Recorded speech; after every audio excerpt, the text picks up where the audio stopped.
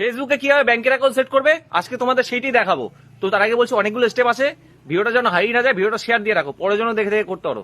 প্রথমে তোমার ফেসবুকে ঢুকে চলে যাবে 3 লাইনে, তোমার প্রফেশনাল ড্যাশবোর্ডে ক্লিক করবে। এখানে যে মনিটাইজেশন অপশনটা আছে এখানে ক্লিক করার পর এখানে দেখাবে সেট পে আউট অ্যাকাউন্ট, এখানে ক্লিক করে দেবে। এইবার এখানে দেখবে তোমার নাম, টাইটেল, তোমার জন্ম তারিখ, তোমার কান্ট্রি দেওয়া থাকবে, দেখবে ঠিকঠাক আছে নাকি।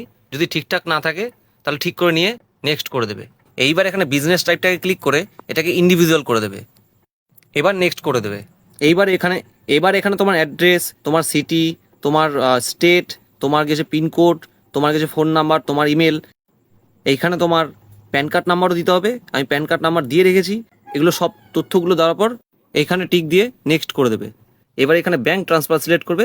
এরপরে দেখবে নিচে তোমার ব্যাংকের অ্যাকাউন্ট নাম্বার দেওয়ার জন্য আর আইএফএসসি কোড দেওয়ার জন্য জায়গা চলে এসছে। ওইখানে আইএফএসসি কোড আর ব্যাংকের নাম্বারটা দিয়ে দেবে, তারপর লিঙ্ক পে আউট মোডে ক্লিক করে দেবে। এরপর দেখবে এরকম একটা পেজ চলে এসছে যেখানে তোমার ফেসবুক অ্যাকাউন্টের নাম চলে এসছে, এখানে কন্টিনিউ করে দেবে। এরপর যে অপশনটা আসবে এখানে নো সিলেক্ট করবে, পরেরটা তো নো করে দেবে, এবার নেক্সট করে দেবে। এবার এখানে ক্লিক করে তোমার কান্ট্রিটা সিলেক্ট করে নেবে, তারপর নেক্সট করে দেবে, আবার এখানেও নেক্সট করবে। এবার এখানে 0% সিলেক্ট করে নেক্সট করে দেবে। এখানে একটু নিচের দিকে যাবে, এখানে টিক করে তোমার নামটা লিখে দেবে, তারপর নেক্সট করে দেবে।